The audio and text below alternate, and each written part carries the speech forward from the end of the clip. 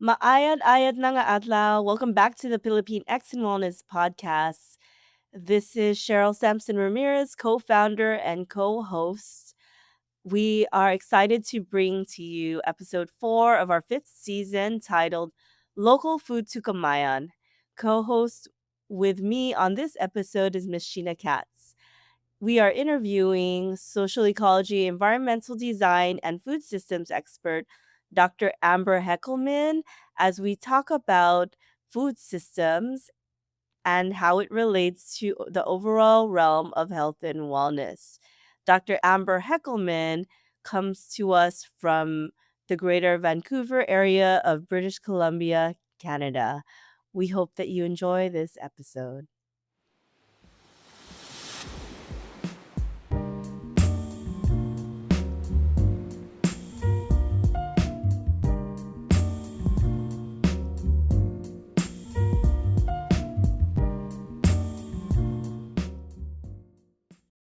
Maayad-ayad na nga adlaw. Welcome to the 4th episode of our 5th season for the Pilipinx and Wellness podcast.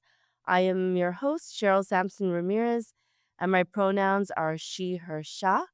For this episode's audio description currently, I have a gray t-shirt. I'm wearing red and white eyeglass frames over my eyes, have black long hair with some blue highlights wavy at the end, and I have a black curtain to my left and some wooden slates to my right. Co-hosting this episode, I have Miss Sheena Cat. Hello, everybody. This is Sheena Katz, your co host for the day. And from my audio description, I am wearing a long gray v neck sweater. My hair is down, and I'm seated in front of a blue Impressionist painting behind me. Following our last episode, Radical Visibility with Sky Kubakub, in lieu of our melatonin, vitamin D, and sleep episode with Dr. Jacqueline Tolentino, we will be pivoting to welcome to our podcast social ecology, environmental design, and food systems expert Dr. Amber Heckelman to talk to us about local food to Kamayan. And as mentioned in previous episodes, all views discussed are for informational and educational purposes only. It is not meant to be medical advice, nor does it constitute therapy or professional advice. As always, please consult with your healthcare practitioner, especially before starting any exercise or new health program or a qualified mental health professional for your particular condition. So, without further ado, like to welcome to the podcast Dr. Amber Heckelman. Yeah, woohoo. Thanks so much for having me. Super excited to be here. Super excited to be in conversation with your listeners. And so thankful that you guys got up early in the morning to do this podcast with me. Well, we are thrilled that you are here, so thank you for making time for us. So, Dr. Heckelman, we always love to kick things off by learning a little bit more about where our guests come from. So, can you share where both of your families are from, both sides, and where you're joining us from today?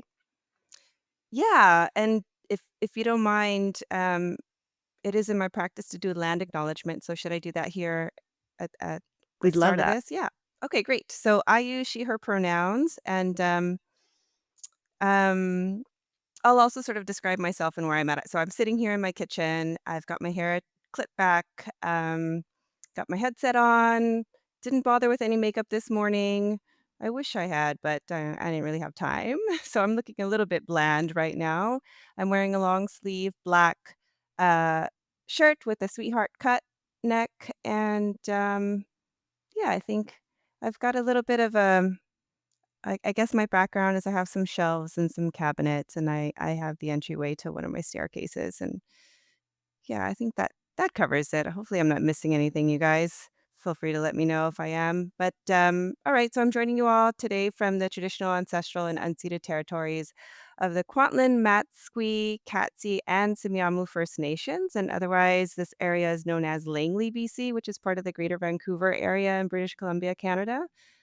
It's a very beautiful place to live and raise a family. So I'm super appreciative to be here. But also want to just recognize that I live here uninvited. And that's something that all settlers, even those of us who immigrated here, that can tie our immigration and, sort of larger diaspora to the legacies of colonialism in our own home countries. This is something we certainly have to wrestle with, and that's just sort of the reality of our existence and persistence on unceded lands. And so I do just want to recognize that. So obviously, I'm not originally from here. I moved here in 2014 for graduate school. Ended up loving it here. I love the beautiful natural setting, and so I ended up staying. I love the amalgamation of cultures that's here as well, and I really like, the vibe, which, I found to be quite palpable in terms of, like, this consciousness for sustainability, this consciousness for social justice, this consciousness for, um, settler colonialism and, sort of like the interest in advancing, reconciliation. Like, all of that I found to be very inspiring, and, wanted to continue to learn in this space with everybody. But so this is getting pretty lengthy, but I just wanted to say, yeah, I'm from I'm from Southeast San Diego, which is in Southern California, of course, raised by my mom and my dad. My mom primarily, I come from a divorced family, but I was primarily raised by my mom. Found herself alone, having raised two kids in low income housing. Um, um, yeah, to give you some context, I'm first generation Filipino American, but also first generation university graduate. My mom was the only one in her family who left the Philippines. And so I'm finally getting to your question there, Sheena's. So my mom is Filipina. She's from the Visayan Islands, from Southern Leyte in particular. So my family is from so good Southern Leyte, and they've now branched out to other parts of the Philippines. And my generation, so my cousins, have a few of them have also branched out to other parts of the world. And then my dad, who unfortunately passed just a couple years ago, solid good man.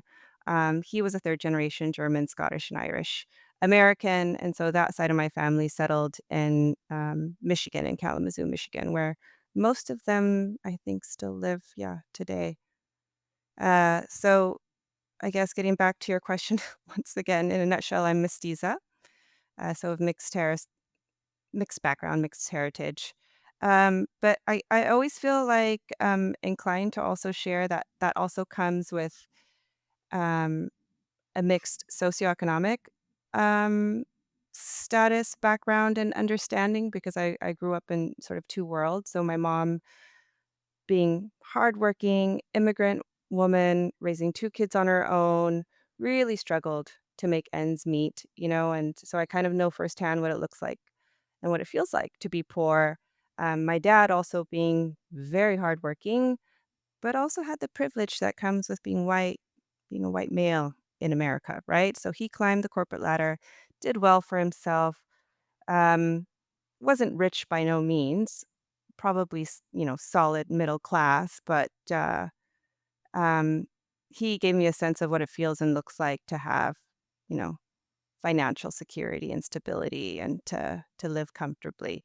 So anyway, I say all of that just to say, I always kind of find myself in liminal spaces, and I think that'll come through in our discussion today.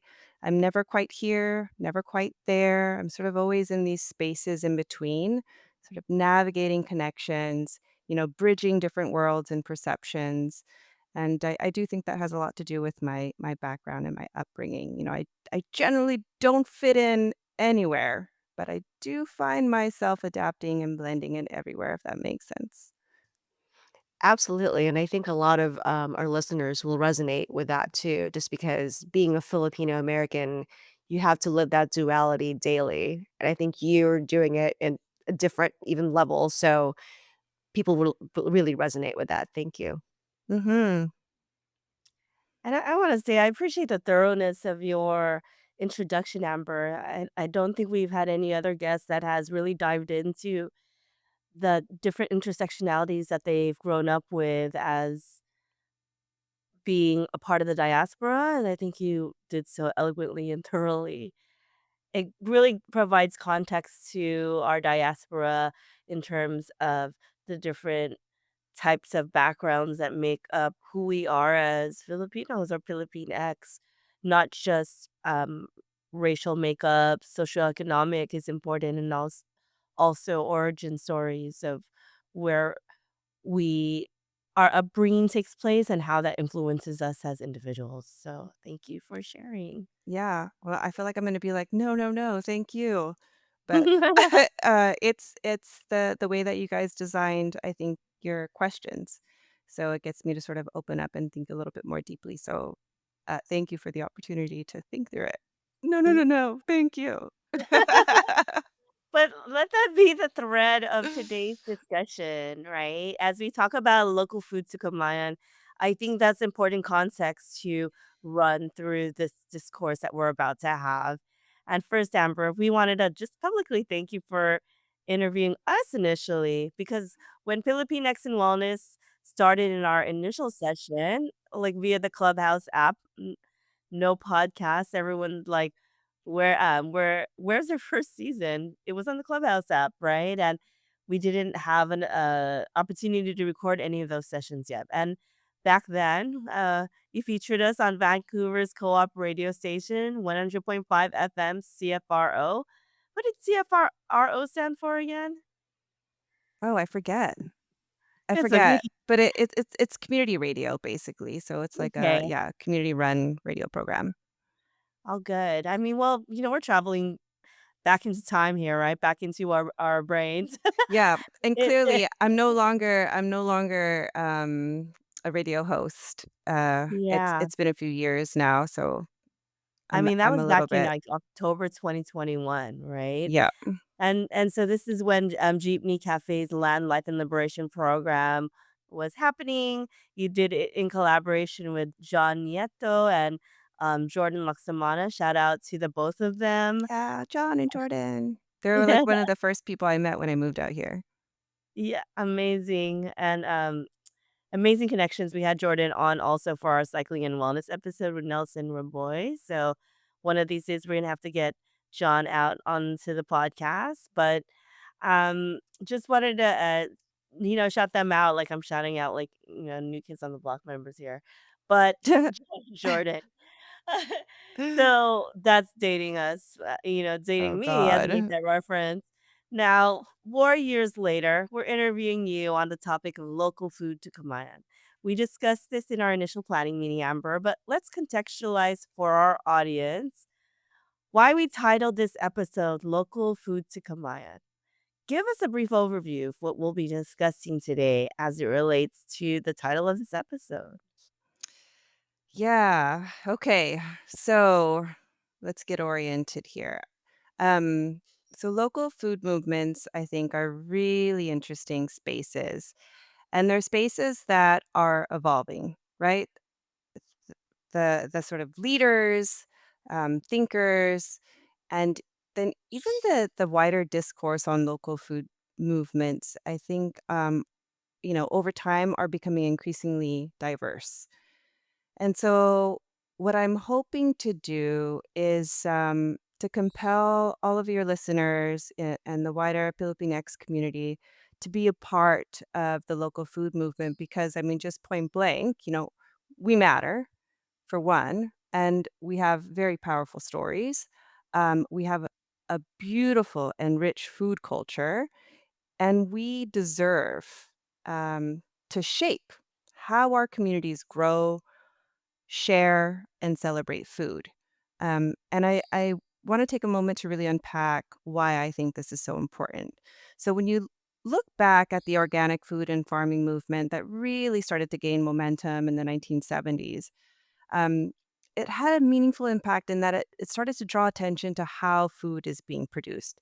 You had like really seminal pieces of work like Francis Morlape's Diet for a Small Planet. You had like Rachel Carson's Silent Spring. These are like seminal books that really started to get people to understand, the detrimental impact modern industrial agriculture was having on regions across the world, right?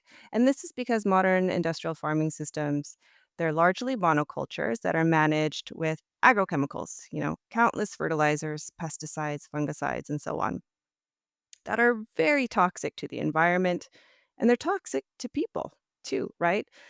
So think about the resource poor farmers and farm workers that have to handle and apply these toxins on a regular basis, like the kinds of exposure they're getting to these substances.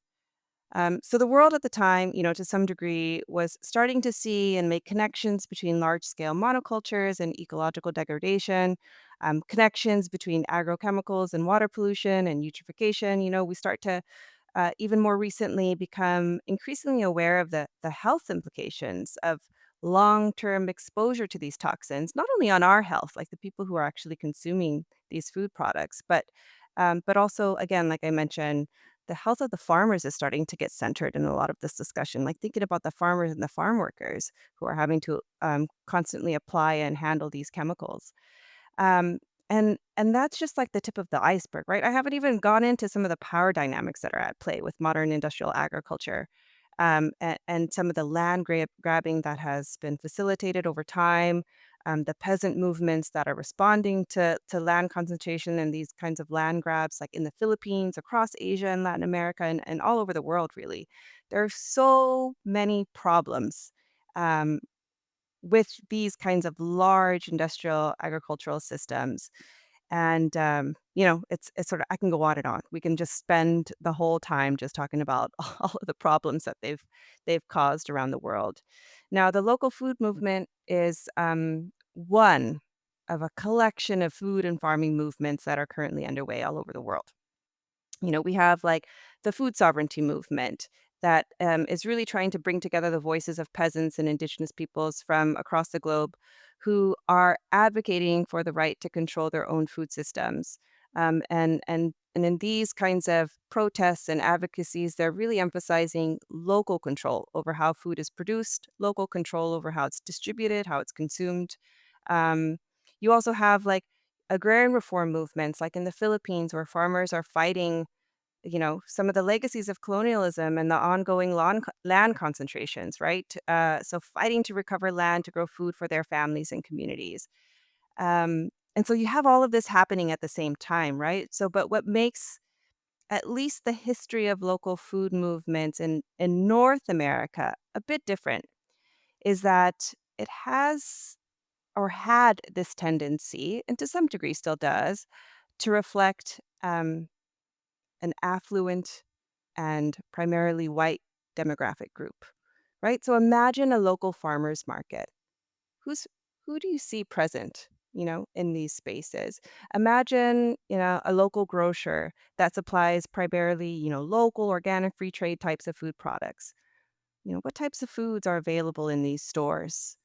Um, and I ask these questions also realizing that times are changing. And like I mentioned earlier, like the discourse is diversifying, leadership in these spaces is diversifying. But largely there's this history, and to some extent in many places across North America, it's still very affluent, it's still very white. Um, yeah. And so that's something that we have to sort of wrestle with, right? Uh, and to bring it back to, the Greater Vancouver area, where I'm living now, there was an interesting study that was done just a few years ago that attempted to explore why the local food movement and farmers markets here in the Greater Vancouver area are so white. And to give you some context, yeah, sure, there are plenty of white farmers in BC, but there are also plenty of Chinese and Punjabi farmers here in the province and even in this region where I'm at. Um, so why weren't they being represented? And what this study found was that there was little to no effort that was being made to be inclusive. Non-white farmers just weren't being invited to participate in these farmers markets. And they didn't have a seat at the table, right? At the decision-making table. They weren't necessarily included. And it's this kind of dynamic that I'm trying to underscore here. We need to make sure that local food movements are defined by a diversity of voices, and experiences and perceptions and worldviews. If we want to create a food system or transform our food systems to be, all the things that we want it to be, right? We want it to be equitable. We want it to be just. We want it to be sustainable and climate resilient. If we want to make sure that people have access to culturally appropriate food, if we want to make sure that people in our community don't go hungry. If we want to make sure that we don't destroy the planet and we don't cause harm to the people who are having to grow our food, we need to make sure that we have a diversity of voices that are shaping food policy, that are shaping food programs, um, and who, are having a say in shaping, spaces in our communities where we can connect with and celebrate our various food traditions. Um, and Filipinos, I mean, we know how to celebrate with food, right? Like, The we love know, language. right? Yeah, it's our love language. We have a very strong and powerful connection also with the farm worker movement in the 1960s in California, led by Larry Itliong alongside Cesar Chavez. And so we have a stake in this fight, and we are part of a very long time struggle that was galvanized by previous generations. And so I invite, this is, I guess, the premise of all of this is to really invite more and more Filipinos to be in these spaces, to be leaders in these spaces, and to shape what they look like and feel like. Wow. I mean, I'm thinking about all the things that you're saying, Amber, and what's current. We're recording on June 29th, Sunday, 2025. And what's currently impacting our communities. Sheena and I are in the Los Angeles area under Antangva and Chumash and Gabrielino territory. What's current here for us are also the active detention of undocumented workers who Yeah. also work on a lot of the farms that you're mentioning. We're in California, right? And so a lot of the things that you're saying make me pretty emotional. We're located in the urban area of Los Angeles, but even when you go north or south or east of us, in where a lot of these agricultural fields are still in existence and really creating food and crops for the entire nation, they are under attack and being removed from these spaces. So it's a very difficult thing to hear you even talk about bringing those voices to the table when right now they're under attack Yeah. and in the process of being erased. Yeah. Yeah. It's awful. I mean, I'm searching for the right word, and sometimes words just escape you when you have to think about these kinds of situations and what folks are having to endure. Um, yeah, I mean, it's a reminder also of, like, I don't know if you everybody's always reflecting back at, COVID times during the pandemic, but this was also a group that was overlooked and not taken care of and not protected, but expected to continue to provide for our communities. Yeah, they experience a lot of um, oppressive conditions that are really violations to human rights, and it's awful. And And I'm it only talking about the context in California alone. We're not even looking at it from a global perspective that I know your research has dived into, even that we're going to unpack in this episode as we Yeah, continue to talk about the Philippines as well. I'm gonna let Sheena chime back in here. Yeah, pivoting a little bit actually. So it's been about 10 years since you did your research on climate resilience in organic versus conventional rice systems across four neighboring villages in Negros Occidental. yeah. Research that actually ended up shaping your doctoral dissertation at UBC. Can you tell us what drew you to that topic and what were some of the biggest takeaways from your time there? Oh gosh. Um, it's this is a messy answer, only because there are many things that were influencing my reasoning for doing this work. One, of personal reasons, I use it as an opportunity to sort of reconnect with my roots, so to speak. Like, I wanted to go and be able to spend time and learn as much as I could about the country where my mom was from. right? And so that's why I selected the Philippines. But there are other reasons why the Philippines made the most sense to do this work. It was at the time one of the foremost countries that was being impacted by climate change, right? We've had a number of typhoons wreak havoc throughout the country. And the Philippines is located in the Pacific Ring of Fire, and so they're constantly susceptible to typhoons and these kinds of conditions. And so it made sense to do this work there. I also, forged a partnership with a farmer-led organization called MASIPAG, and I came across their work. I read a book that looked at did a comparison between organic and conventional farming systems and kind of showed like how much better off organic farmers were. And so Masipag is really at the front lines of the organic food movement in the Philippines and the food sovereignty movement in the Philippines. And I was really inspired by some of the work that they were doing. And I was inspired that it was an organization that was farmer led. And so these, peasants, resource poor farmers, they're the ones who are leading and directing this network. And so I felt like, okay, this that they're getting an understanding and trying to address that power dynamic that comes with like researchers going and the agricultural industry going into these spaces and claiming they're the knowledge holders. This group is taking it back and saying like, no, we are actually leaders in this space and we're the knowledge holders. And so I was quite inspired by that. So I all of that really motivated me to partner with them. I give them full credit. They came up with my research questions because I said I just wanted to do something that was meaningful for the work that you guys are doing in the organization. And they said that a lot of their farms our farmers across the Philippines were noticing that their farms were better off than their neighbors' farms after experiencing some kind of climate related disturbance, like either, droughts or heavy rains, flooding, that sort of thing. They're noticing that their farms were better off. Like more crops survived. Their crops or their farms were able to withstand that kind of disturbance, whereas their neighbor conventional farms were like completely wiped out. And so they were trying to understand, why they were doing better. And first of all, all of this was anecdotal, so they wanted to see if is this actually the case? Are these organic farms better off than their conventional neighbors? And why is this the case? And so that's what I ended up doing. Um, yeah, and it was quite inspiring, and I was quite moved. I think um, one of the biggest lessons that I learned is that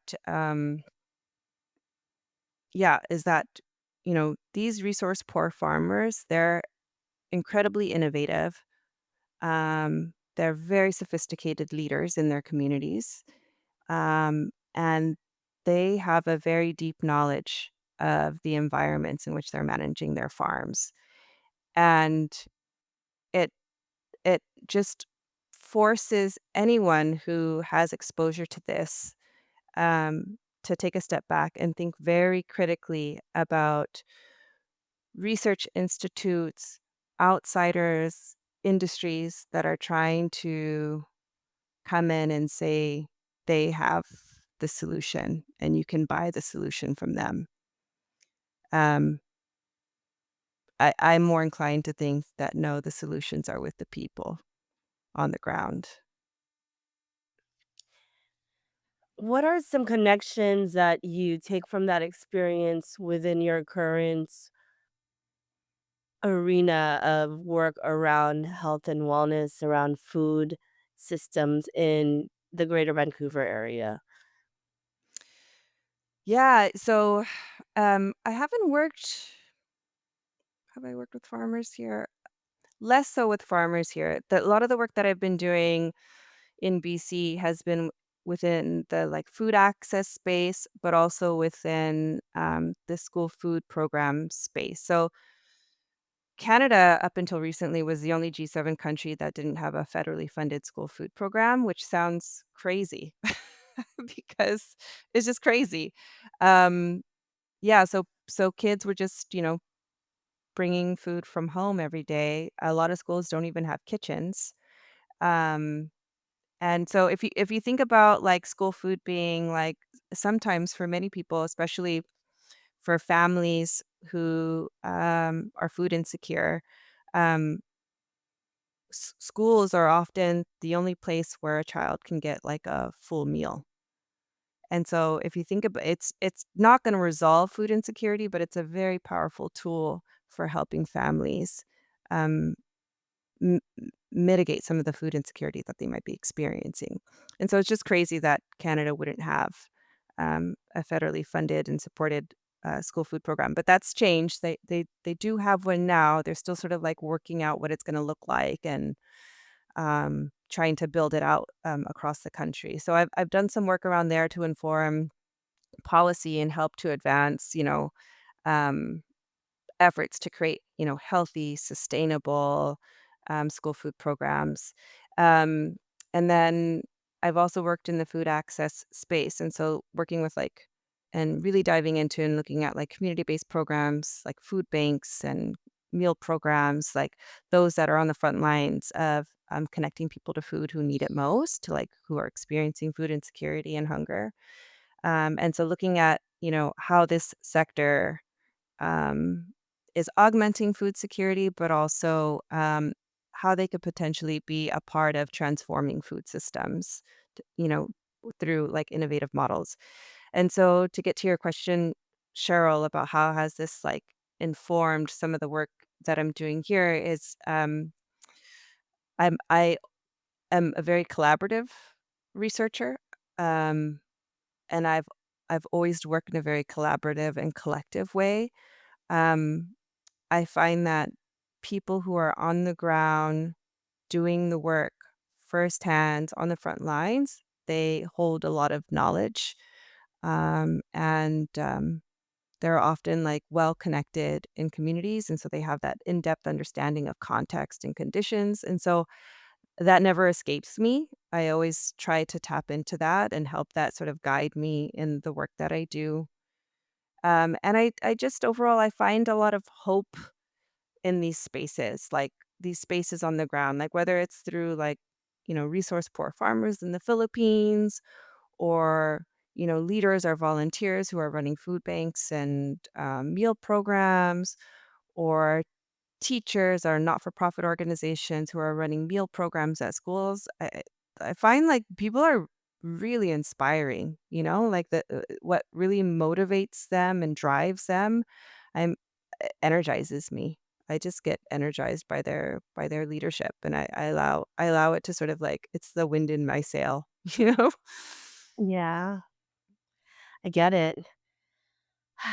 There's so much that I'm thinking about as you're speaking, from having farmers have the central voice to their work, their connection to the land that they live on, from coming from societies and cultures that are primarily agricultural, where we have that strong connection to the land, and how you mentioned are being cut off from that discourse and really shaping the food systems framework and the direction of where we're headed. Yet, as a consumer, as a daily consumer, we're going into grocery stores, we're just almost like moving about things robotically or mechanically, um, the average person, I wanna say, without just sounding like I'm exerting judgment or assumptions, and just really taking things off the shelf to what will sustain us, day by day without really putting in depth or thought of all the things that you're mentioning,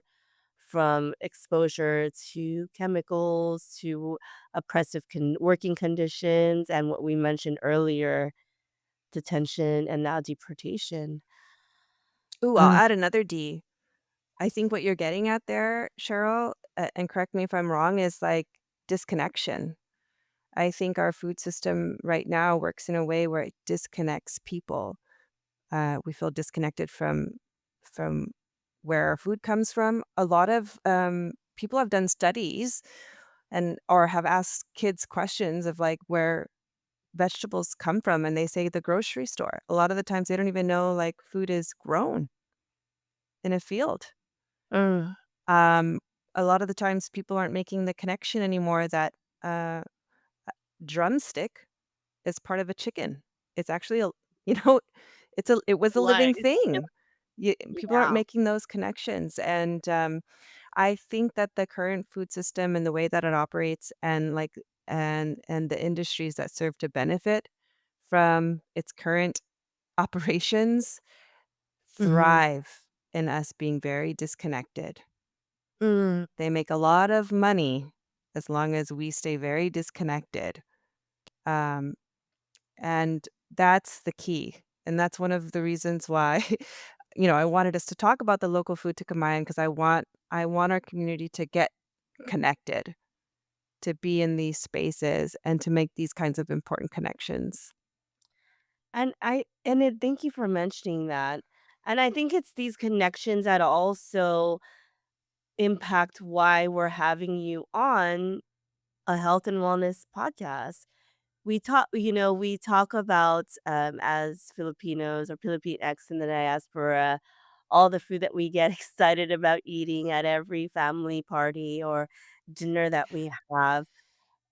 We talk about food being our love language, but we don't always unpack the source of every ingredient that gets placed into these recipes that hold memories for us, memories that Mhm. extend beyond the flavor of our nose, smelling the scents that are familiar to us and to our families that connect us to our homelands, but also the taste that reinvigorates our connections to our ancestral lineages. Now we're talking about things that are much deeper too than really thinking about who are the people that create these foods that we're able to enjoy on the daily. Mhm. But Amber, I want to also come back to your origin story. We do this with every guest that we have on the podcast. Again, this is Mhm. Cheryl speaking for those who are listening. I personally brought on Amber. She's one of my best friends and former college roommates. And I think it's funny that I'm asking you about your origin story because there's more to you that has led you to do this work. We both were undergrads at UC Irvine. Um, Mhm. from there, you received two master's degrees in cultural anthropology and environmental science from Washington State University, having done your undergraduate degree in social ecology, environmental analysis, and design. And you even further, as you mentioned, pursued your PhD in integrated studies in land and food systems at the University of British Columbia in Canada. I sound like orating your curriculum vitae right here. Yeah, But yeah, you do. as you did a winged migration and flew north for the winter, Oh, I uh, love that. and, and never returned, um, what inspired you to focus on land and food systems, social ecology, and environmental design? It's not like the everyday person will Yeah. tell their parents, "Hey, I'm gonna major in land and food systems or No. social ecology, and environmental design," and they're probably, if they had Filipino or Filipinx parents, they'd look at them blankly and say, "I don't know what you're doing, but as long as it puts food on the table and pays your bills, go for it." So Yeah. any of it rooted in your upbringing that you mentioned earlier? And what tell us about some of the life events that influenced you to pursue this path. Yeah. For sure. No, I really appreciate this question. And, yeah, it's not a straightforward answer, and certainly I had no idea that such a program, Land and Food Systems, even existed until m m maybe I was a master's student. Yeah, so even in undergrad, I didn't know that this was a thing. Um, so I guess I'll kick it off by saying, one of the things that I'd like for your listeners to know about me is that, and it's something I had already mentioned, but I'm a first generation Filipino American, right? And I was primarily raised in a single-headed household, in an area that would be characterized as like low income housing. Now, the area that I grew up in was beautifully diverse, right? It was comprised of mostly immigrants and people of color. To give you a picture of what it looked like in my community. I mean, the ice cream trucks, I'm sure you guys had this too up in LA, but the ice cream trucks sold the best Mexican candies. There was like some homemade saladitos in there. Like we had, that they were making it. They just put saran wrap over it. We would love that stuff, right? There were women in the neighborhood who sold tamales door to door. You had the Filipino elders, all the lolos and lolas. They were like collecting cans and recyclables all throughout the neighborhood. Um, what else did we have? We had like Black, Filipino, Latino break dancers. They take out their cardboards with their boom boxes. I'm also dating myself, but the boom boxes, they bring it out on the street in the parking lots or whatever and do their thing. And so it was a place that was very vibrant, and I absolutely loved growing up in the community that I grew up in. But I mean, I have to be honest, it was also a community that was dealing with the struggles that come with being poor, right? And trying to survive racism and discrimination, but also, the feelings of isolation, especially for immigrant families who, like my mom, were the only ones to leave, right? She was alone. There are a lot of families who felt alone because they were the only ones who left their country.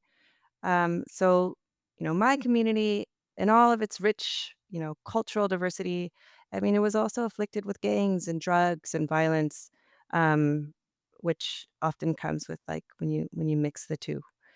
And so one of the reasons why I'm pointing this out is that it wasn't until I went to university that I started to learn about, historically marginalized and equity deserving groups and communities that I came to realize we're dealing with the long legacies of injustices that looked and felt very much like my community, And I started to make that connection. It took some time, but like over time, those kinds of statistics or stories and messaging that I was hearing in a university caused me to be a little bit more self aware about like where I come from and, who my community was. Uh, and um, yeah, some of the unique challenges that I think, come from being a part of and growing up in an immigrant community. Um, you know, some of the challenges that come with growing up and being raised in a single headed household. And so these are some of the things that like kind of started to come to a head for me when I was in university. And I started to grow up a passion for social justice. I also had an incredible roommate who was like out there protesting and, uh, you know, picketing and all of that stuff. Yeah, I'm talking about you, Cheryl. You were out I'm like, there. Okay. I saw you. You were like, huh, who is this? That was you. And so I was surrounding myself with people who were out there and giving me a taste of like, what really matters and what I should be paying attention to. I also came to learn a lot about like environmental sustainability issues at the time. It's like I got introduced to things like desertification, ecosystem degradation, biodiversity loss, like pollution, freshwater, all these concerns that we should really be worried about. Um, but I became like gravely concerned about them and worried about the state of the planet and our persistence of life on this planet. And so that also became a passion for me. So I had this, social justice and environmental sustainability that were kind of like two pillars of interest for me that I continued to explore. So after I graduated, I did my double major at UCI. I set off to the world to do a lot of different things. I worked as an intern for the Natural Resources Defense Council in Washington, D.C., where I spent about 6 months, building awareness of the impact confined animal feedlots were having on water quality. Right. And here's where I got exposure to the environmental consequences. My first line of exposure to, sort of environmental consequences of industrial agriculture. I was also a team leader for EnviroCorps, where I had an opportunity to work in partnership with like organizations like the Nature Conservancy on restoring natural landscapes in rural communities throughout the Midwest.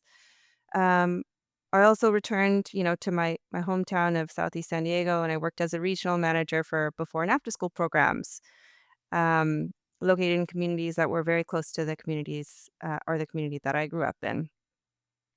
Um, and I helped to, get started a couple of school gardens at the schools that I oversaw. And then this is sort of like, after doing like all of these different things, it was still quite messy. I didn't quite have it all organized in my mind, but I think I started to have like an inflection point where I was like, huh, engaging with the food system offered a very powerful way for me to work on both social justice issues and environmental sustainability issues. But I felt like, there's so much more that I still wanted to know, that I needed to learn, that I didn't understand. And so I decided to go back to grad school to try to dig a little bit more. And that's when, I got my master's degrees.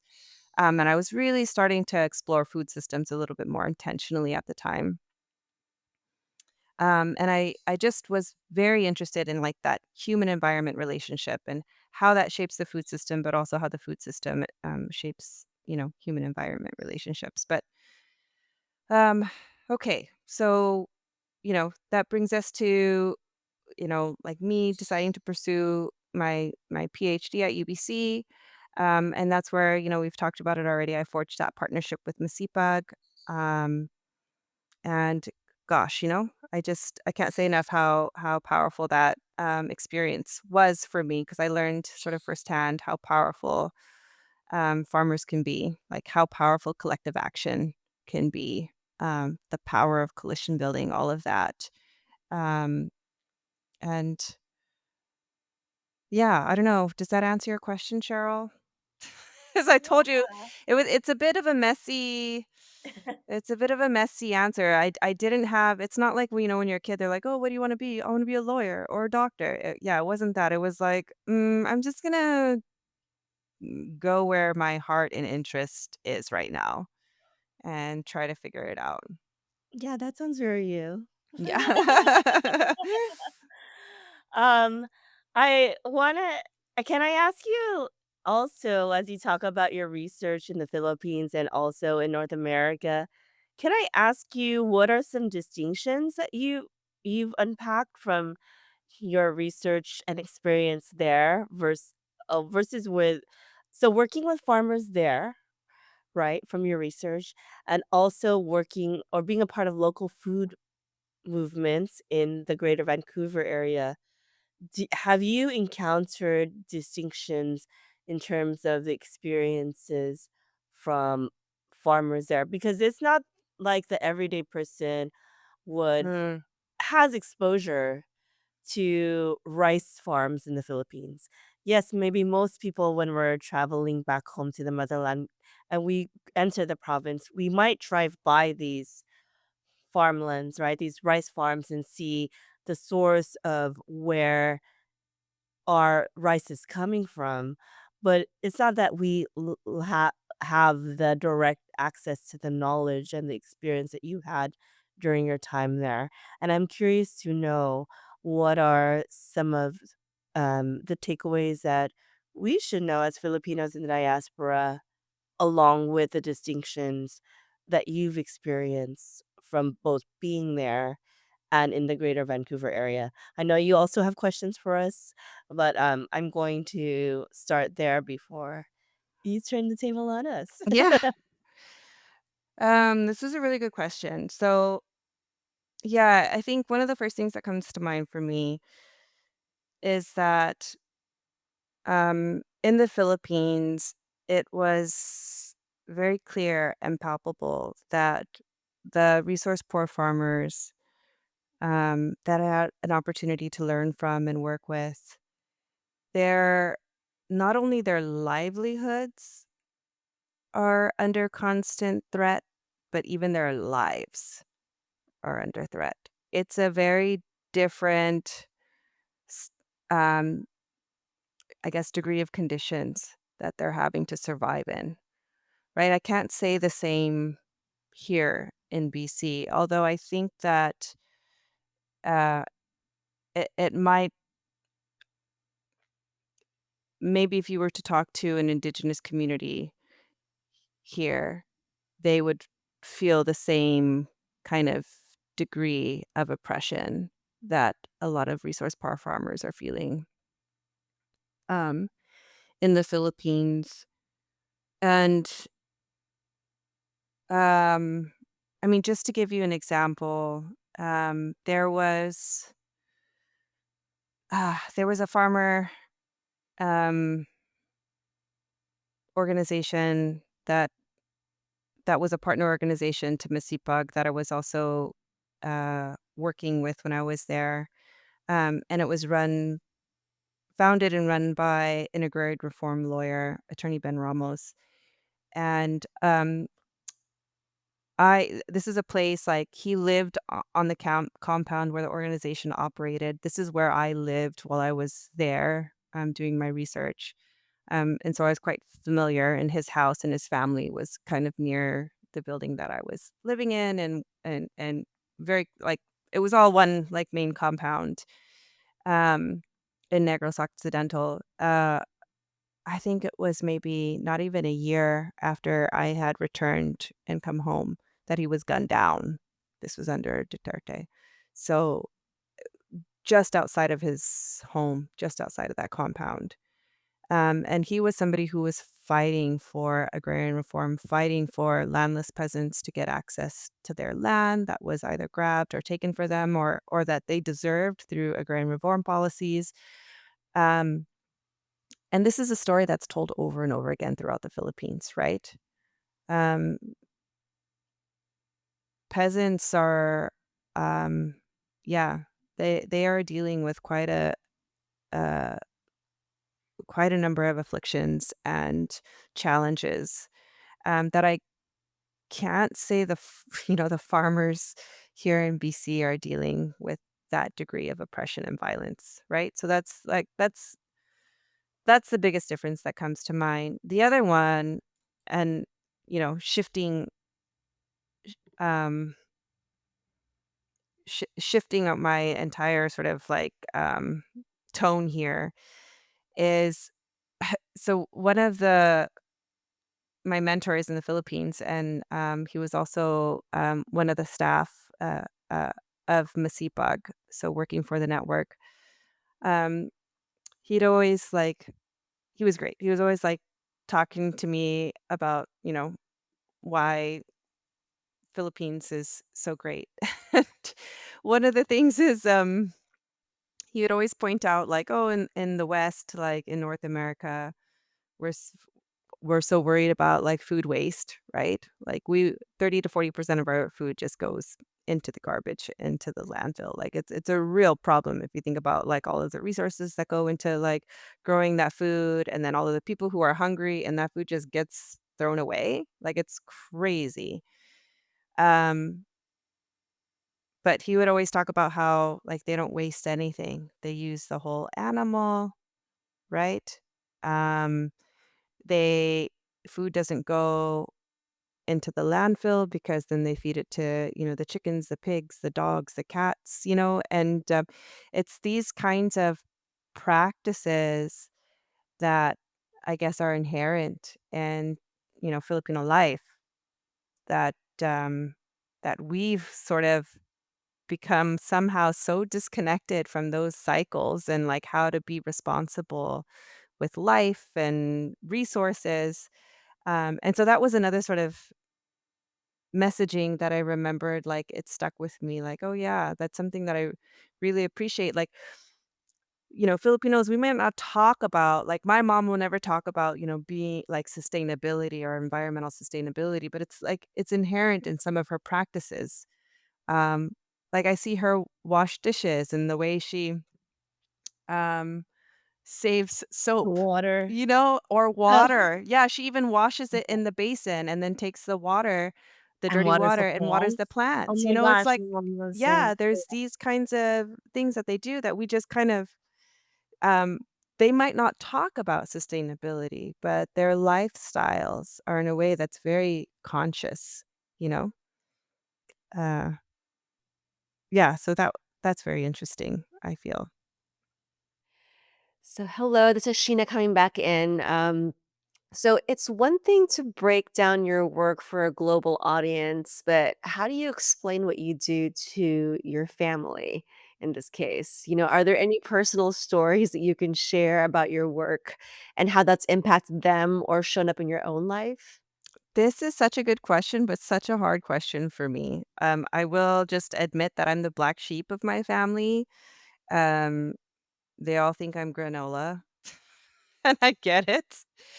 Um, to be honest, I don't think they pay much attention to me. I mean, I'm thinking about my mom and my brother. Cheryl knows my brother, and yeah, they keep me humble. Basically, you know, I um I think maybe over time I've seen, small shifts in maybe what my mom purchases. Um, I don't know if I've been able to influence my brother at all. Kind of he's doing his own thing, but the small shifts I would say is I see my mom sometimes buying like organic um produce from time to time, which is nice. But like I will admit that I think I didn't have the best approach early on in my younger days, Like my approach has certainly changed over time. I think I'm less aggressive and self-righteous about it because I've realized like to be so confrontational isn't a very effective way of delivering any kind of message or being convincing. And I've failed miserably time and time again with my family in doing so. Um, and so I think these days what I really try to do is sometimes I share resources, like, I don't know if you guys have heard of the Environmental Working Group. They put out a report. I think they put out a report. Is it every year or every couple of years? But they do their Dirty Dozen report where they list like the dirtiest produce, like the ones that have the most chemicals on them. So I share things like that with them so that I just kind of like don't buy. Make sure you buy organic for these ones, just to get them to buy a little bit more responsibly. And usually to convince them, I think what ends up being most compelling, at least for my mom, is, the impact that, a food product might have on her health. So if I can emphasize, like, oh, how is this, bad for your health? How is this bad for your grandchildren's health? Like I try to take that angle so she can, hopefully make better decisions in terms of what she buys.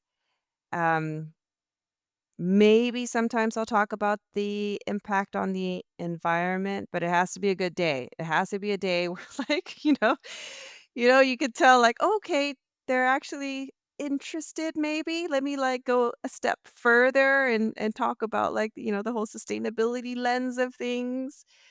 And then on the rare occasion, I think if I really have their attention, especially if, like, my nieces and nephews are tuning in and, like, everybody's trying to, like, show that they actually care about what I'm saying.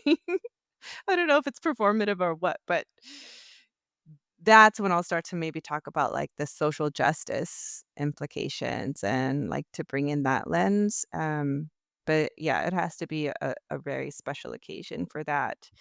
And I know everybody's families are different and, your dinner conversations might be completely different, your dynamics might be completely different, but from my family, uh, yeah, it's a difficult thing, and it has always been a difficult thing for me to navigate, and I think that comes from just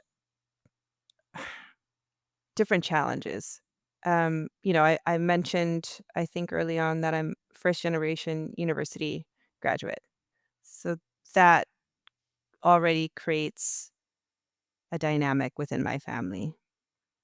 Um, that that's difficult to navigate, right? And I'm still trying to figure that one out. There's also, we're first generation Filipino American, and so our our my lens and understanding and place in the world is somewhat different than my mom's because of her upbringing in the Philippines. And so there's also that disconnect that we constantly have to try to bridge and navigate. And so uh, I don't think I've found the answer to how to be compelling or how to have these conversations in the best way. I'm still very much learning. And I welcome anybody's thoughts or input on that and how they're, like, effective in talking with their own family members, because I think maybe it's an inherent challenge with, like, Philippine like, first generation, second generation Filipinos, no? There's just that, yeah, there's some bridging that we have to do of frameworks and references. I agree.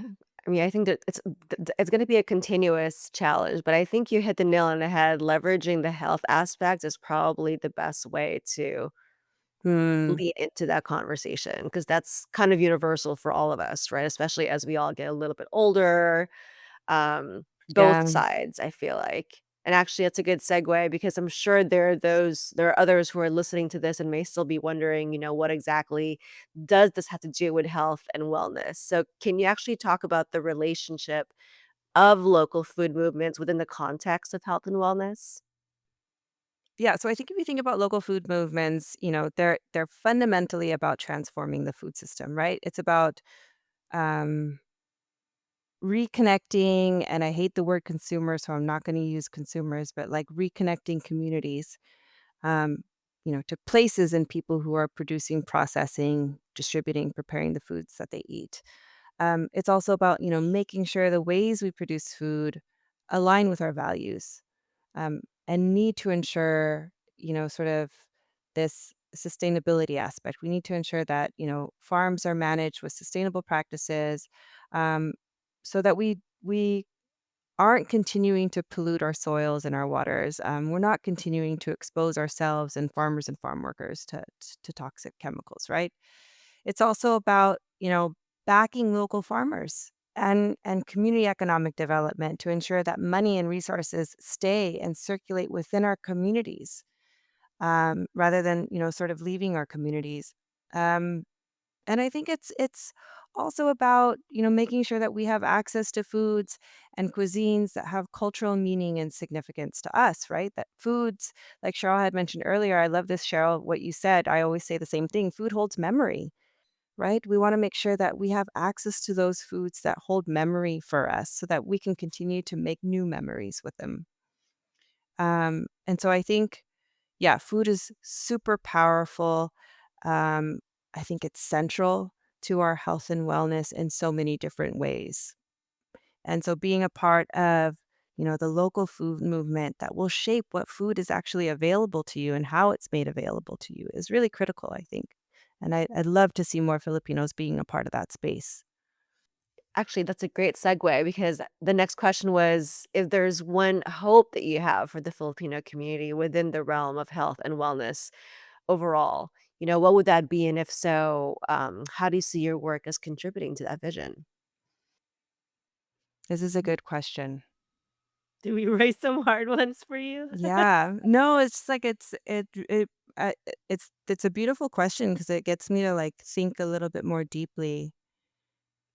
Um, I I guess it's just it comes back to, you know, something that I keep saying is it's my hope that more Filipinos can be a part of these conversations, can be leaders in these spaces, Yeah. um, can, introduce larger communities and diverse communities to our food traditions and our cuisines, and, share in making some new memories with, foods that are valuable and meaningful for us.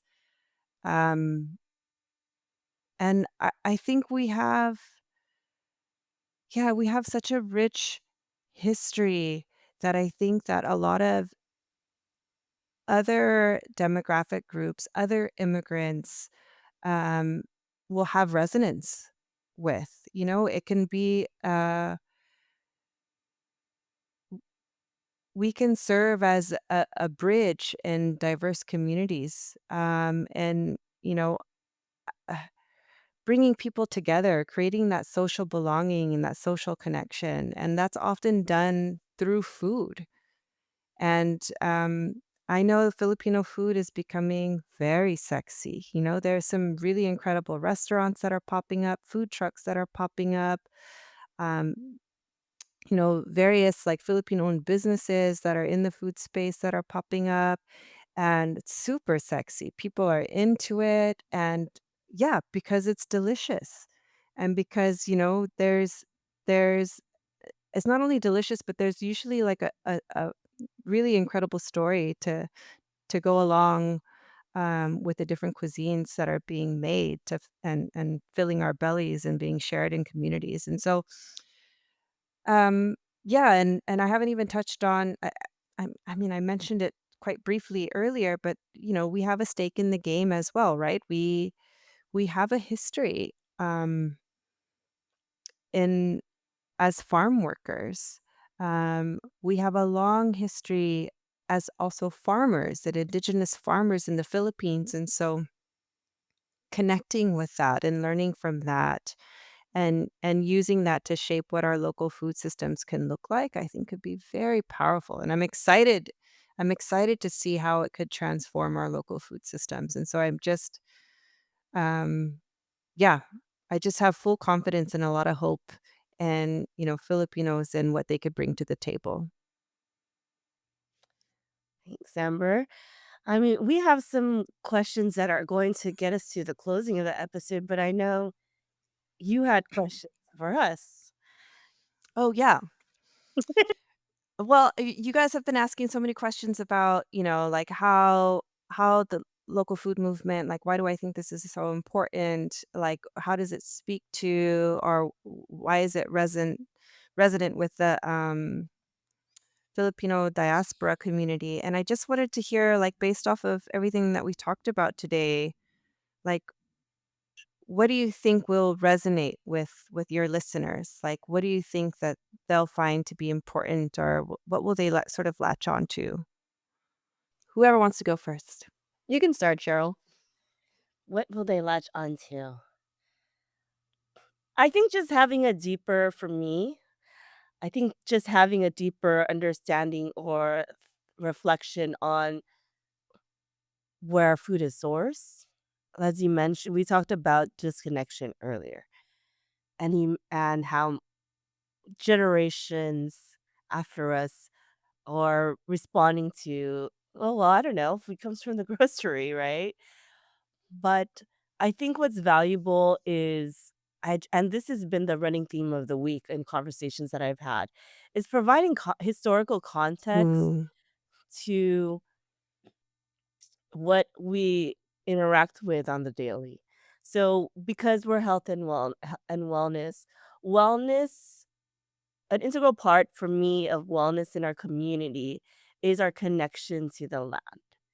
So I have a tattoo in the back of my spine, which is Bathala, right? So mhm. Bathala is like the in the Tagalog region or the northern region of the Philippines refers to the creator. But when you break that down even further, I was told Bathala, broken down in Babayan or Philippine indigenous script, represents the connection between the babae, the lalake, which is the la, but the ta also represents the land. And so when you Mm, look at how we refer to Bathala as a creator in the northern region, we have this connection as people to our land. When that disconnects, that impacts our wellness, yeah. as we no longer are able to connect ancestrally to the mannerisms, the way of life of how our ancestors connected to their motherland. And so, Mhm. as you mentioned earlier, being in liminal spaces, our whole diaspora, if you think about it, is living in these liminal Yeah. spaces because we're forced to migrate to other countries many times to survive economically and contribute back to a country where we no longer can financially sustain ourselves. Mhm. And so with that, there are a lot of things that impact wellness, not just in looking at it from an intergenerational trauma perspective, but when we're talking about local food to Kamayan, even when, as you mentioned throughout this entire episode, when we engage in even the foods that we eat at at our family parties, we also don't always have access to the rice farmers that have created the rice that we're eating. Yeah. The the process of the lechon and what it took to not only feed that pig, but also the sacrifice it takes to take that life of the pig away so that we can enjoy it. Those are things that are very sacred to us as Filipinos, but also we lose that, and in losing that and the absence of that, I think there are also impacts on our overall health and wellness in not being able to have that direct connection. I don't know if like I'm answering your question, but for me, those are some of the deeper takeaways as I'm listening to you talk about it in this episode, and why we can't necessarily always go back to the farm, especially for urban dwellers, right? To raise a pig in our backyard or chickens in our backyard and always get the eggs directly without a neighbor complaining about the rooster noises or the chicken noises, right? But it's important for us to have a deeper hand in knowing that connection, because with that reconnection, to me, comes our wellness. Yeah, that I completely hear you, Cheryl, and it made me think about some of, like, the indigenous worldviews that I've been exposed to, especially up here in BC. Like, health and wellness frameworks for indigenous peoples are really centered on their relationship with land and the health and well-being of the land. Like, they're one and the same, and I'm not indigenous, and so I won't, um, even sort of try to dive into the details and misrepresent, some of those frameworks, but I will say that, that is some of the messaging that gets conveyed, and, it's a really important and powerful one, I think.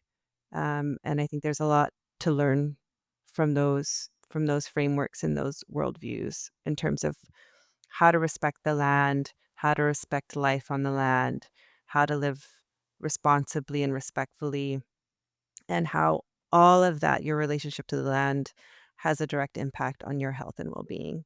I think they say it in a very beautiful way, very similar to what you were sort of describing. And, it just makes me think like, I think this is central to all of our lives, but the way we talk about it is quite different sometimes. And but fundamentally it's the same, you know? Yeah, I mean, I also want to connect with and resonate with what you were mentioning about there are other um, parts of your conversation that resonated. Also, the chemicals, the pesticides, Mm, the fungicides, the water contamination, as people were ingesting that into our bodies. yeah. And that we're talking about health and wellness here. That's also altering our our s- our bodies biologically, our health biologically. We're coming out with now these health outcomes that are pretty unique to living in the Western world that not everyone always experiences in the Philippines if they don't if they are ingesting food directly in an organic way and not in a conventional way. You mentioned there's also conventional farms there too, so not everyone is taking in organic foods. But how does that also impact our health, right? We have a high number of diabetes and high blood pressure in our communities. And I often think about how colonialism has played into how also our foods are have been altered for um in a sense, right? We talk about colonialism and its impact on mental health. We talk about colonialism and its impact on our families and generations. We don't always talk about, because it might be taboo, because food is our love language, but how colonialism impacts our food Mhm. and how that in turn also impacts our health. Um, We've also had guests like that have talked about like cultural perspectives of wellness. We don't always talk about the energy that food contains and how when we have a direct relationship to the land and to our food and to our crops, we are exchanging a symbiotic relationship of energy. As Mhm. we care for plants, they too care for us. When we don't have that connection, and there are other means of energy or that is coming through the machine or through overproduction or through capitalism, we also ingest that energy. Mhm. So I think those are things that I just wanted to mention as it relates to the conversation of health and wellness. That's my spiel. Sheena, do you have anything to add? No, I agree with everything that you said, actually. And just to add on to it, for me, a lot of it is how do we continue bridging that gap and living with both dualities, right? As in caring about things now, but also honoring that tradition, because that's kind of where a lot of it boils down is how do we do both? And because you can't just delete one and adopt the other. So realistically, especially if you want to make some of the other generations kind of lean in, a lot of it is bridging that gap. So I think that really resonates a lot. Mm.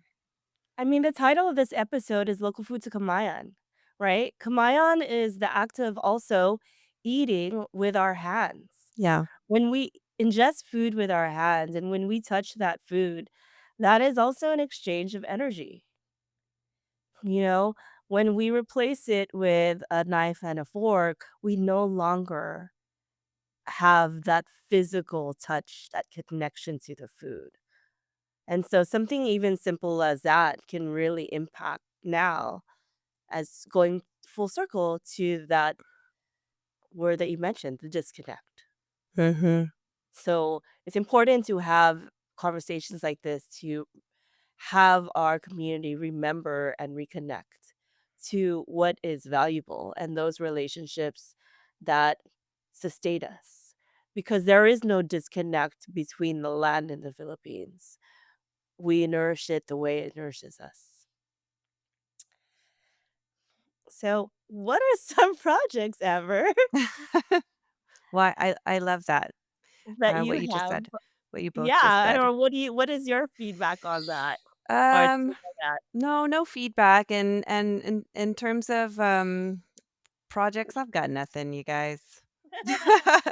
I'm transitioning into a new role, and so I'm just kind of dealing with that. I do have a book chapter that's coming out, but it's still early days. I don't really have the information about that yet, but I can keep you all posted. It'll be related to school food programs here in Canada.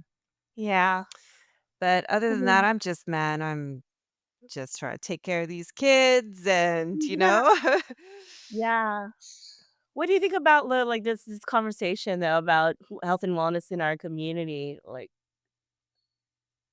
some of those things. Yeah, I mean, I loved everything that you guys both said. Um, I agree wholeheartedly, and, I think maybe the one thought that I have, a follow-up thought, and I think will maybe bring everything together that the 2 of you had just said, but, is I think that we just need to expand, how we define health. So health isn't just about, like, our individual experiences and our individual bodies, but it's also about, like, community health, environmental health, um, because we're very much connected, right? We're embedded in our communities, we're embedded in the environment, we're part of the land, we're part of this planet. And so our health is intricately embedded in all of those things. And so when we think about health and wellness, we have to consider the wider health and wellness of our communities. We have to consider the wider health and wellness of the environment. Um, and I think when we do that, we'll achieve a more holistic sort of health and wellness. Agreed. I want to just bring in and shout out a spirit friend that had passed in my community that is coming to the forefront of this episode, Soraya Medina, the late Soraya Medina. She's very a good, beautiful Boricua Filipina that was really a part of food systems in the local area of Los Angeles that we're at, and um, she's just coming to the forefront right now as we're talking about this because I think she was all about having our communities engage in local farmers and just eating healthier and being and having chemicals in our households that were not only healthy for us but for our children. Hmm. Being that we're a health and wellness podcast, this is something that we ask everyone, Amber. You're a mom, you're a wife, you're my best friend. You are a social ecology, environmental design, and food systems expert. How do you achieve your own health and wellness? How do you balance it all? We ask I don't. we ask we ask every guest this, and so, what are your tips? I need help. Um, yeah, seriously though, I need help. I don't know if I wouldn't go that far. I wouldn't say that I'm balancing it all. I will say that it's definitely a struggle at times, but I had to like yeah, I have to like really think about it. I'll say that, there are a few things that I absolutely love to do and it does bring me peace and it does have an impact on my health and well-being and it's one I love gardening. I love it. Um I recently moved and I lost my garden and I have to start all over again, but that's okay. It's very exciting. And for reasons I can't get into, I can't do it this year, but I'm super excited for next year. Um, but like gardening, growing my own food, harvesting directly from my garden and preparing that food is just such a beautiful thing. And then seeing my kids also just like, pick raspberries off the canes and put them directly into their mouth, or pick jostaberries directly off of our tree and put them directly into their mouth. I love that and they love it. I think there is something quite beautiful and like I love knowing that they are a part of, like, growing food and they understand, like, seed grows into a plant and flowers turn into fruits and pollinators, like, I've been instilling that kind of, knowledge and understanding in them, and so, yeah, that means a lot to me. I do love cooking from scratch as well, but the only thing is, like, I never have time. If I had more time, I wish I could do a little bit more of it, because I just love yeah, I love having all of that scratch food cooking and giving that to my kids and them getting to taste all of that love that I put into it. I do try to go to yoga, Pilates, and bar classes at this local studio, um, 3 to 4 times a week, but some weeks I just some weeks are tough, right? And I don't go at all. So that's when I need a little bit of help. I also hate driving. I love walking everywhere. And luckily I live in an area where I can walk to a lot of places that I frequent. So that's quite nice. And then I do a lot of outdoor stuff. My husband, I think he's undergoing his midlife crisis. And so he bought a canoe recently. So we've already started canoeing a lot. So we're going to be doing a lot of canoeing this summer. That was his big purchase, a canoe. I'm all right with that. It's not so bad, and I feel like it's a healthy purchase. I also like hiking. I think, I was raised Catholic, as so many of us are. Had to go to church extra because I was a girl. Um, my brother didn't have to go on Tuesdays like I did for some reason. Well, that reason being because I was a girl. I was told. But I never, and I hope I don't offend anyone, but, yeah, going to church didn't stick with me. I was never really inspired by it. It didn't move me in the same way that it moves my mom. Um, but what does move me, what I do find a lot of peace in and where I do find some grace is being outdoors, and hiking, and so I do a lot of forest bathing, by myself or with my family, and that's my church. Awesome. We'll have to do something on horse bathing, actually. That's a good one to bring up and talk more Yeah. about. As we begin to close, Amber, please, or Dr. Heckelman, please remind our community how to reach you. If they have additional questions after listening to this episode on local food to Kamayan. Yeah, probably the best way to reach me is, find me on LinkedIn. Just search my name, Amber Heckelman. Or you can even reach me directly by sending me an email. That's fine too. That's just my name, amber.heckelman@gmail.com. And I'd love to hear from you. So please don't hesitate to reach out. Okay. And final word, is there anything else that you would want our community to know when it comes to supporting local food movements? Yeah. Um, I think we've already touched on a lot of this, and so I'm just going to be recapping some of the conversation that's already unfolded already. But I just want to really underscore, emphasize that food is everything. It's what sustains us. It's central to how we celebrate our lives and our traditions. It holds some of our fondest memories, as Cheryl had mentioned, and it's really how we connect with the people we love. It's how we connect with our neighbors and how we connect with our communities. Food is also how we explore the world, oftentimes, right? It's how we explore different cultures and traditions. It's how we gain a glimpse into other people's hearts and the regions they're from, and it's through eating their food, right? So food holds a lot of power. It's a powerful connector in a world that feels very disconnected at times, right? And so I just hope that your listeners can hold on to that and remember that. And I hope more and more Filipinos, sort of tap into that power. And I know so many already are, but there's definitely room for more. And I'll leave it there. There's this hashtag that the young people use, which is food is life. Oh, It's true. yeah. Food Yeah, is yeah, life. it is. I agree with that hashtag 100%. Well, thank you again, Dr. Heckman. We know we're so grateful to walk alongside you as you continue offering healing and wellness to the community. We're excited to witness your journey as it unfolds and continues, especially in the spaces of local food movements and food systems and environmental justice. So please be sure to tag us in your future projects. We'd love to stay connected and help amplify any important work that you're doing.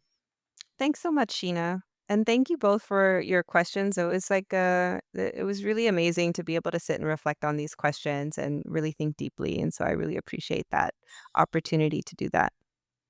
Well, we are grateful for you. No, thank you. No, no, no. Thank you. And to our community, for our next episode, we're happy to invite back to our podcast Dr. Jacqueline Tolentino of Love Life from our previous season to talk to us about melatonin, vitamin D, and sleep. I for sure will need that. So stay tuned as this episode will air on Wellness Wednesday, August 13th.